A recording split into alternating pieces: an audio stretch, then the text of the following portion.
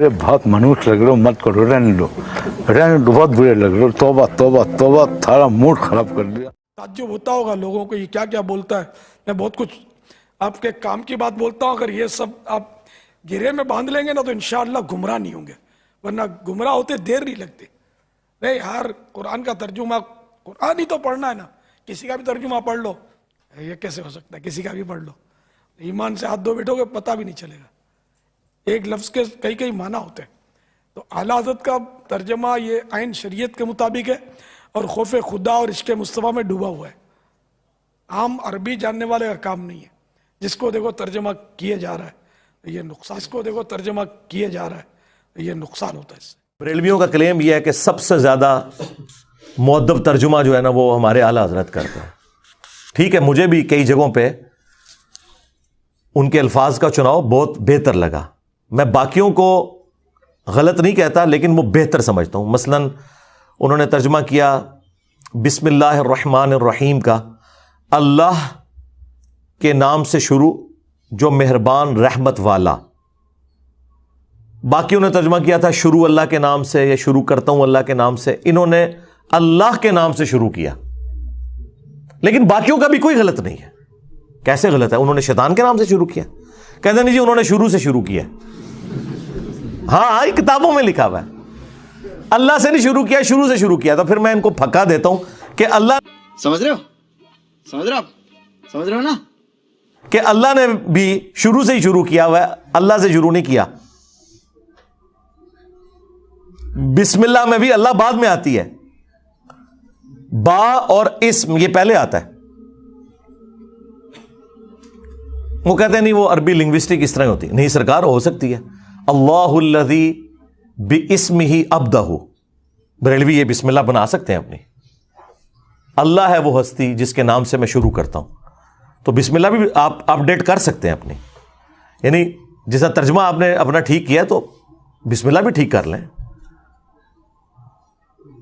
तो अल्लाह को अरबी आती थी, अल्लाह यूं भी बिस्मिल्लाह नाजिल फरमा सकता था। अल्लाहुल्लज़ी, और ये तो कुरान में है ना, हुवल्लाहुल्लज़ी, अल्लाहुल्लज़ी बिइस्मिही अब्दहु, अल्लाह है वो हस्ती जिसके नाम से मैं इब्तिदा करता हूं। बिस्मिल्लाह ही हो सकती थी। ये कहानियां छोड़ें यार। 10 सहाबा उलुल अज़म आ जाए ना, अशरा मुबशरा, जिन्हें उर्दू आती हो, हम उन्हें कुरान की अरबी का एक सफा दें और कहें इसका तर्जुमा करो, क्या 10 के 10 एक तरह के अल्फाज के साथ तर्जुमा करेंगे? हो ही नहीं सकता। हां, मफहूम एक होगा। यह हो ही नहीं सकता कि एक जुबान दूसरी में ट्रांसलेट हो तो अल्फाज का चुनाव एक जैसा हो, मफहूम एक ही होगा। आप 10 PhD इंग्लिश ले आए, उन्हें आप इंग्लिश का एक मजमून दें और उन्हें उर्दू भी आती हो, उन्हें कहें इसे उर्दू में ट्रांसलेट करो, क्या वर्ड बाई वर्ड एक एक लफ्ज मिलता जुलता होगा? नहीं, मफहूम एक जैसा होगा। तो यहां पे भी मफहूम के ऊपर जाया करें। मफहूम एक जैसा, अल्फाज के चुनाव में फर्क हो सकता है। अल्लाह ताला ने जो अल्फाज इस्तेमाल किए हैं उसके इक्विवेलेंट अगर दूसरी जुबान के अंदर कोई समझता है कि इसकी बजाय ये लफ्ज इस्तेमाल होना चाहिए, उसका राइट है, करे, दूसरे के ऊपर ना करे। वल्लाहु खैरुल माकिरीन का तर्जुमा बाकी लोगों ने किया अल्लाह सबसे बेहतरीन मकर फरमाने वाला है। बरेलवी कहते हैं देखो जी इन्होंने अल्लाह को मकार कह दिया। ओ भाई ये अरबी में लफ्ज इस्तेमाल हुआ है खैरुल माकिरीन। वो कहते हैं नहीं तदबीर होना चाहिए। तदबीर खुद अरबी का लफ्ज है, अल्लाह ने तो नहीं यूज किया। कहते हैं देखें जी आला हजरत ने कितना प्यारा तर्जुमा किया है, व मकरू व मकरुल्लाह वल्लाहु खैरुल माकिरीन। उन्होंने भी मकर किया और अल्लाह ने भी अपनी खुफिया तदबीर फरमाई और अल्लाह सबसे बेहतर खुफिया तदबीर फरमाने वाला है। कहते हैं देखें कितना बादब तर्जुमा है। बादब उन्होंने खुद ही तर्जुमा बना छड़ा है ना उदा। तदबीर भी तो अरबी का लफ्ज था। तो जिन्होंने यह तर्जुमा किया कि उन्होंने भी मकर किया, अल्लाह ने भी मकर किया और अल्लाह सबसे बेहतर मकर फरमाने वाला है, तो इस मकर से मुराद जैसा कि अल्लाह की शान के लायक है। अल्लाह ने तो दोनों के लिए मकर का लफ्ज इस्तेमाल किया, इसमें कौन सी तकलीफ हो गई? हां, आप यह कह सकते हैं कि यह बेहतर था, यह ना कि उन्होंने गुस्ताखी की है, यह जुल्म है। गुस्ताखी तब होगी जब अल्लाह ने वो लफ्ज ना यूज किया हो। कुरान में आया ना कि अल्लाह ताला इनसे मजाक फरमाता है, तो आला हजरत ने इसका तर्जुमा ही नहीं किया। उन्होंने कहा जी ये मजाक करना तो ये ठट्टा मजाक तो ये बड़ी नोटोरियस चीज है। तो उन्होंने कहा अल्लाह ताला इस्तेहजा फरमाता है। वो अरबी कोई इस्तेहजा ही लिख दिया। تو جنہوں نے مذاق فرما دیا تو جیسا کہ اس کی شان کے لائق ہے. جس طرح اعلیٰ حضرت نے ایک جگہ صحیح ترجمہ کیا ہے, الرحمن علی العرش استوى, رحمان اپنے عرش پر مستوی ہوا, بریکٹ میں لکھا جیسا کہ اس کی شان کے لائق ہے. ویسے استوا کا ترجمہ انہوں نے بیٹھا نہیں کیا, ٹھیک ہے, بیٹھنے کا لفظ بھی نہیں یوز کرنا چاہیے. اپنے عرش پر جلوہ گر ہوا یا متمکن ہوا, یا اگر وہ بیٹھنا بھی کر لیتا ہے تو ظاہر ہے وہ کرسی پہ بیٹھنے والی مثال نہیں دے رہا, وہ تو قرآن میں واضح ہے لیس کمثلہ شیء وہو السمیع البصیر. ہم اللہ کے لیے کوئی مثال نہیں بیان کرتے, اللہ کی مثال ہو ہی نہیں سکتی, اس کی مثل کوئی چیز ہی نہیں ہے. اگر کوئی بیٹھا بھی ترجمہ کر لیتا ہے تو وہ بیٹھنے سے مراد یہ نہیں کر رہا ہوتا, یا قرآن میں اللہ کا ہاتھ, تو وہ ہاتھ سے مراد یہ ہاتھ نہیں لے رہا ہوتا, جیسا کہ اس کی شان کے لائق ہے, اس کی مثال ہی کوئی نہیں ہے. تو انہوں نے پورے کتابچے لکھے ہیں کہ اعلیٰ حضرت کا ترجمہ ٹھیک ہے اور باقیوں کا غلط ہے, اور وہ اس میں یہ مثالیں دیتے ہیں. تو آپ کا رائٹ ہے کہ آپ بتائیں کہ یہ بہتر تھا, لیکن یہ نہ کہیں کہ باقیوں کے ترجمے ہی غلط ہوئے ہیں, یہ آپ نے پڑھنے نہیں ہے. وہ کہتے ہیں جی قل کا ترجمہ دیکھیں اعلیٰ حضرت سے بہتر کسی نے نہیں کیا. قل کا ترجمہ اعلیٰ حضرت نے کیا ہے اے محبوب تم فرماؤ. اب اشرف تھانوی صاحب نے تو کہا ہے اس کا ترجمہ آپ فرما دیجئے, تو آپ میں زیادہ ادب ہے یا تم میں زیادہ ادب ہے؟ آپ میں. تو اعلیٰ حضرت نے تو ادب چھوڑ دیا, یہاں تم کر دیا. تو وہ کہتے ہیں نہیں آپ کو سمجھ نہیں آئی, یہ تم اللہ کہہ رہا ہے. تو اللہ کی جو اپنے نبی سے فریکنس ہے نا, وہ آپ کے ساتھ نہیں ہوگی, تم کے ساتھ ہوگی. ہم کہتے ہیں بالکل آپ کی بات درست ہے, اور کہتے ہیں دیکھیں اعلیٰ حضرت نے کتنا خیال رکھا ہے شان الوہیت اور شان رسالت کا, کہ اللہ اپنے نبی کو آپ نہیں کہے گا, تم کہے گا. اور جب نبی اس بات کو امت تک پہنچائیں گے تو وہ کہہ نہیں رہے ہوں گے, فرما رہے ہوں گے. لہذا آپ کہہ دیجئے یہ ترجمہ وہ کہتے ہیں ٹھیک نہیں ہے, تم فرماؤ ترجمہ ٹھیک ہے, کہ اللہ تو اپنے نبی کو تم کہے گا نا, کیونکہ خالق اور مخلوق کا فرق ہے. شکر ہے ادھر انہوں نے مانا ہوا یہ فرق, نہیں تو توحید ان کو سمجھانی پڑتی ہے کہ بھائی خالق اور مخلوق کا فرق بہت بڑا ہے. اور امت سے جب وہ کہیں گے تو وہ فرما رہے ہوں گے, کہہ نہیں رہے ہوں گے, کیونکہ امت کو ان کا ارشاد ہے. تو تم فرماؤ, ہم کہتے ہیں بالکل بہت پیارا ترجمہ ہے, تم فرماؤ. لیکن آپ کہہ دیجئے یہ بھی کوئی غلط ترجمہ نہیں ہے, کسی بری انٹینشن کے ساتھ نہیں ہے. اس طرح وہ کمپیریزن کروا رہے ہوتے ہیں. میں تو کہتا ہوں جس مکتب فکر سے آپ تعلق رکھتے ہیں ترجمہ پڑھیں, آپ کا رائٹ ہے. ڈنڈی اکا دکا جگہ پہ جہاں پہ لوگوں نے ماری ہے نا, وہ پکڑی جاتی ہے. اس کی وجہ سے آپ کسی کو یہ نہ کہیں کہ آپ فلاں کا ترجمہ پڑھیں, فلاں کا نہیں. بریلویوں نے اعلیٰ حضرت کا ترجمہ پڑھا ہے اور اللہ نے انہیں توحید کی حقیقت تک پہنچا دیا. اعلیٰ حضرت نے ترجمہ بڑا پیارا کیا ہے, ایاک نعبد و ایاک نستعین. اے اللہ ہم تیری ہی عبادت کریں, تجھی سے مدد چاہیں. 3 خوبصورت چیزیں ایک جگہ جمع کر دی ہیں. باقی سب نے ترجمہ کیا ہے اے اللہ تیری عبادت کرتے ہیں, تجھی سے مدد چاہتے ہیں. یہ پرفیکٹ ترجمہ نہیں ہے, کیونکہ یہاں مضارع کا صیغہ ہے. مضارع میں حال اور مستقبل دونوں کور ہوتے ہیں. ترجمہ اس کا یوں بنتا تھا اے اللہ تیری ہی عبادت کرتے ہیں اور کریں گے, تجھی سے مدد چاہتے ہیں اور چاہیں گے. اور دوسری بات, یہ دعائیہ کلمات تھے. تو اعلیٰ حضرت نے دعا پلس حال پلس فیوچر مستقبل تینوں کو ایک جگہ جمع کر کے ترجمہ پتہ کیا کیا ہے, اے اللہ تیری ہی عبادت کریں, تجھی سے مدد چاہیں. یعنی آج بھی اگر عبادت کر رہے ہیں تو تیری کریں, مستقبل میں بھی کریں تو تیری کریں, اور دعا بھی ہو گئی اے اللہ تیری عبادت کریں, تجھی سے ہی مدد چاہیں. میں کہتا ہوں کلاس ہے, یعنی یہ 100/100 نمبر بنتے ہیں. اس طرح کا ترجمہ اور کسی نے نہیں کیا. یہ لازم بات ہے کہ اعلیٰ حضرت کے ماننے والے بابوں کو پکار رہے ہیں, ہاں, لیکن ہم کہتے ہیں اعلیٰ حضرت کا ترجمہ پڑھو تو ہی تک پہنچ جاؤ گے. بریلوی ہو تو اعلیٰ حضرت کا ترجمہ پڑھ لو, دیوبندی ہو تو اپنے اشرف تھانوی کا ترجمہ پڑھ لو, اہل حدیث ہو تو اپنے جوڑا گڑی صاحب کا ترجمہ پڑھ لو, شیعہ ہو تو اپنے فرمان علی شاہ کا ترجمہ پڑھ لو. انہوں نے بھی یہی ترجمہ کیا, اللہ تیری عبادت کریں تجھی سے مدد چاہیں. بعد میں بے شک وہ پکارتے رہے یا علی مدد کہتے رہے یا شیخ عبد القادر جیلانی مدد کہتے رہے, اس سے کوئی فرق نہیں پڑتا. قرآن میں تو یہی لکھا ہوا نا. پھر ہم کیوں نہ کہیں کہ مرنے سے پہلے اے مسلمان کر لے اس پہ غور, کتابوں کا خدا اور ہے بابوں کا خدا اور.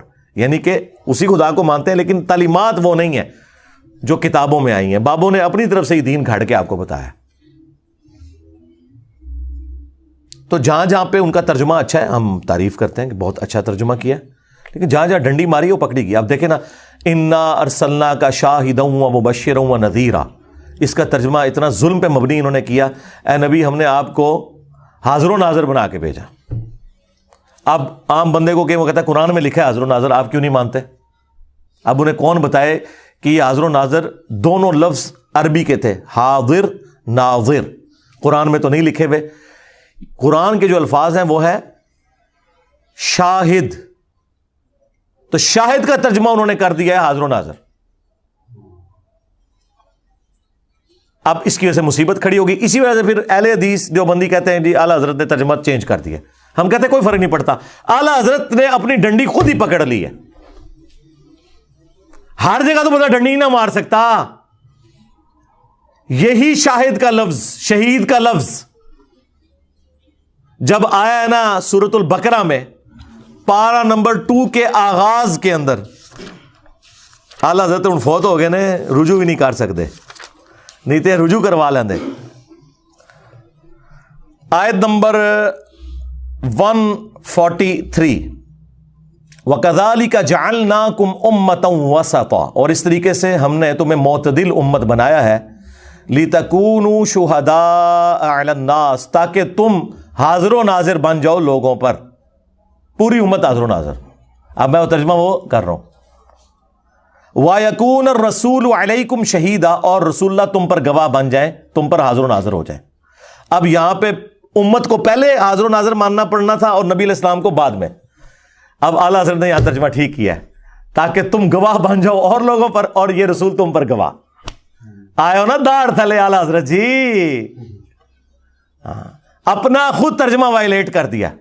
یہی ترجمہ تھا وہ انا ارسلناک شاہدا و مبشرا و نذیرا میں, وہاں انہوں نے اور ترجمہ کر دیا.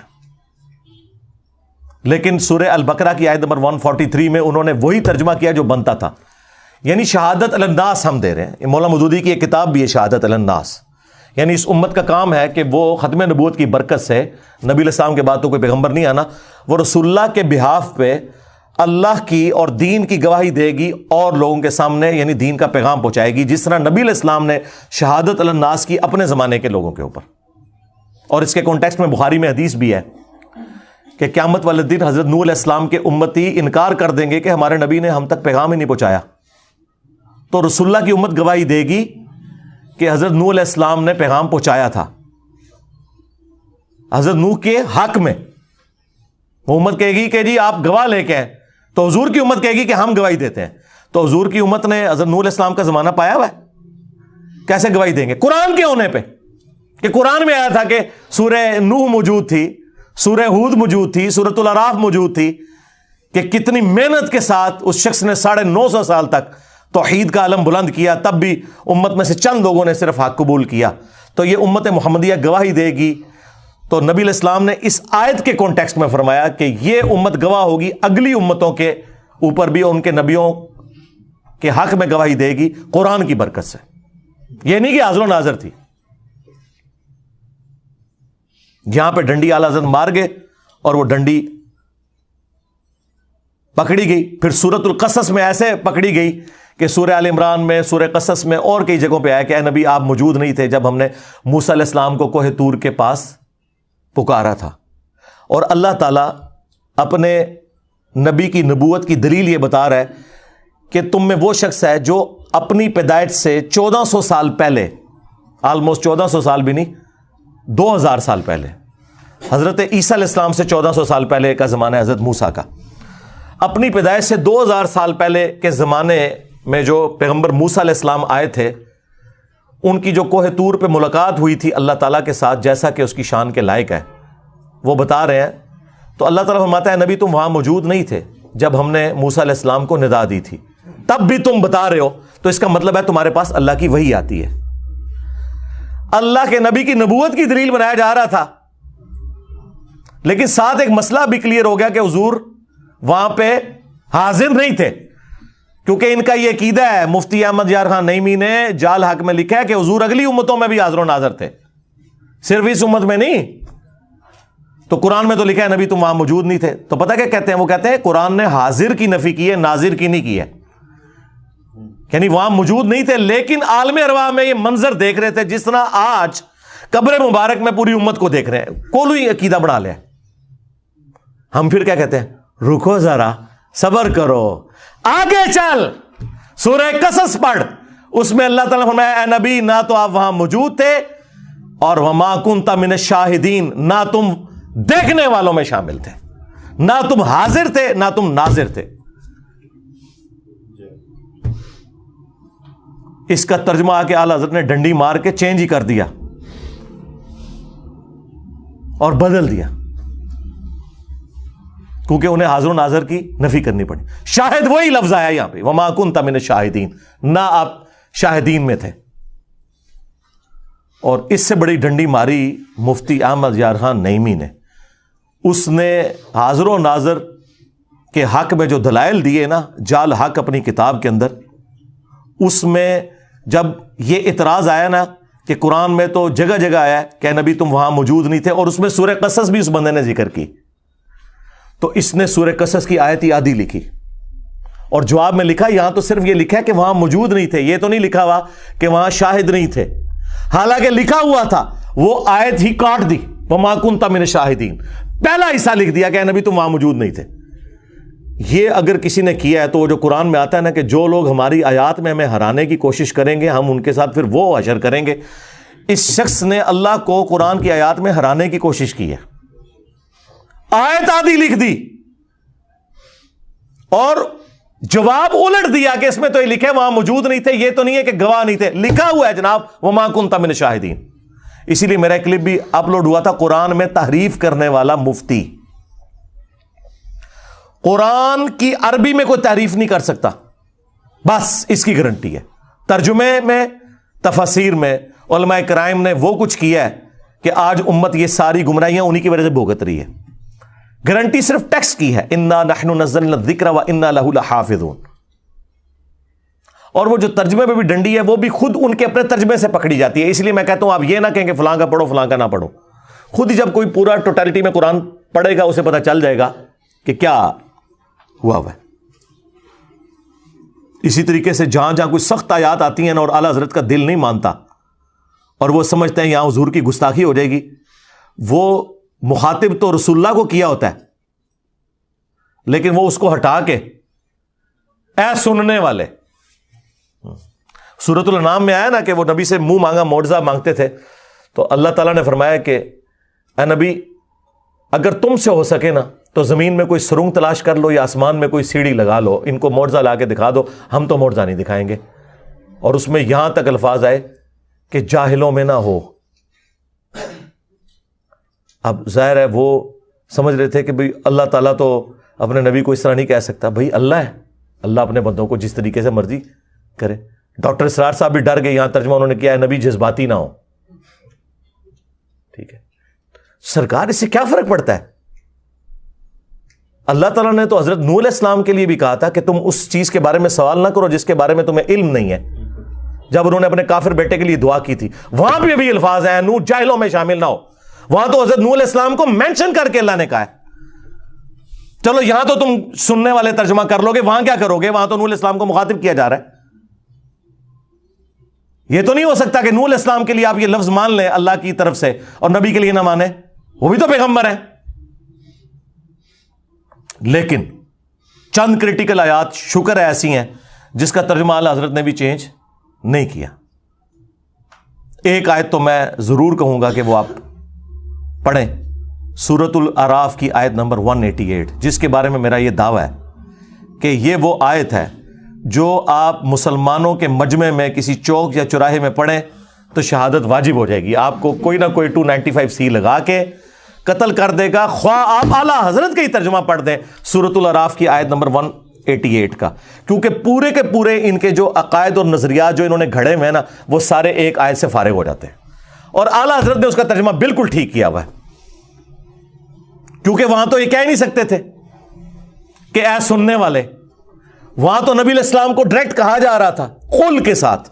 وہ آیت میں کور کر دیتا ہوں تاکہ ایٹ لیسٹ قرآن کے حوالے سے آپ کو یہ کلیئر ہو جائے کہ قرآن کا خدا اور ہے، قرآن کا پیغمبر اور ہے، بابوں کا پیغمبر اور ہے، اگرچہ وہ اسی پیغمبر کو مانتے ہیں لیکن ان کوالٹیز کے ساتھ مانے نا جو قرآن و سنت میں آئی ہیں.